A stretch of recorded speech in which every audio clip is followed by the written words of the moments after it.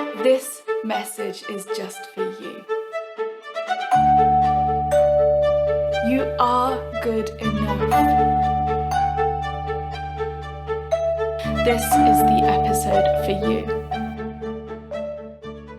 I'm exhausted by just being new. I feel stupid. I feel useless.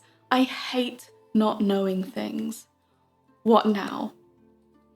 We all know intellectually that all experts started as beginners, and we know inside our heads that we have to start from that stage of not knowing things, of being lost, of making mistakes. We know, we get it, that the only way to get out of that beginner stage is to keep going.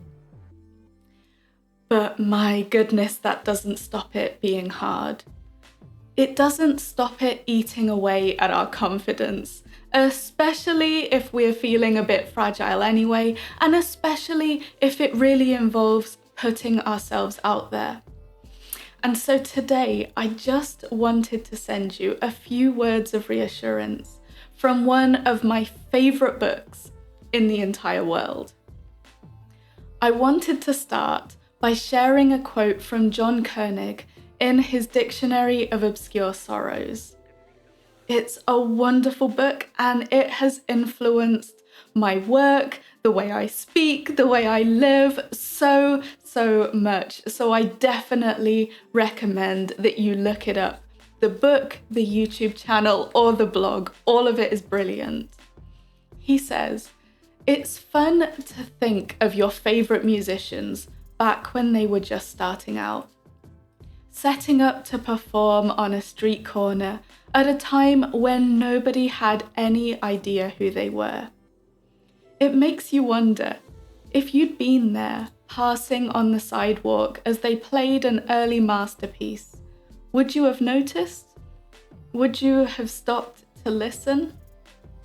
And in that passage, he was arguing that there is silience, or silent brilliance, all around us, hiding in plain sight, just waiting to be noticed. But I love that introduction because I think it highlights something else too, and that is that we're surrounded by people who are on the first few chapters of what could turn out to be a life-changing or soul-changing adventure. And that is the reflection that I really wanted to bring to you today, language learners. Because it's so easy, especially when we're already struggling, to imagine that on some level an expert has always been an expert. That before they'd honed the skills or got the best tuition or earned the huge audiences and critical acclaim, they knew somehow that they were born for greatness and they were pulled along that path to mastery by some kind of magnetism. It's so easy to tell ourselves that they knew what they were doing, even if it was on some kind of subconscious level, and that other people would have had their eye on them as one of those ones to watch. But so much of the time, it's just not true. A lot of great people that you admire, started just like you, lost and confused, but with a little bit of curiosity and a reason to do something. Some of them might have started as young children, but a lot didn't. Some may have been born into a long line of linguists or artists or Olympians or musicians, but a lot weren't. Some of them may have stayed pretty faithful to the path that they imagined when they started, but a lot more didn't. And so many of us hold ourselves back, thinking that we need to be special or gifted from the outset to achieve things. But the reality is, languages, art, music are inherently learnable, and thousands upon thousands of people are walking the many roads to get there.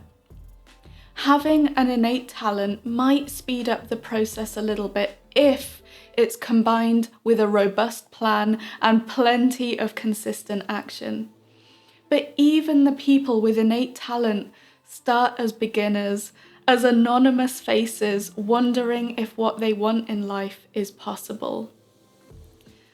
And if we think of any potential adventure, the time we decide to learn Italian, the commitment to learn the guitar, the pull to start watercolour as an adult, how many of us stop at the end of chapter 1 or chapter 2 because we haven't seen that spark of brilliance?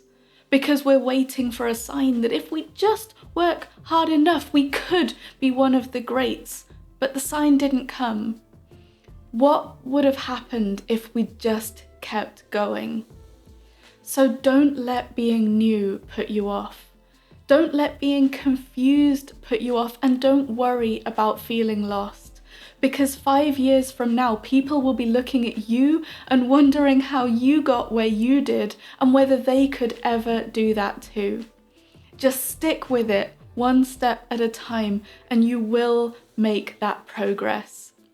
Remember, every tiny thing you achieve today counts, and every word matters. And as I mentioned yesterday, I am opening up the 100 Conversations project, where I would love to have a 30-minute chat on Zoom with as many of you as possible to find out who's watching, where you are in the world, what languages you're working on, and what things you're really enjoying in your language learning and what you're struggling with. There is a link to book a call in the description below. It's on Calendly. We would speak on Zoom, and I am so excited to meet you, to thank you for all the support that you've given me over the past 6 months, and to find out how I can help you.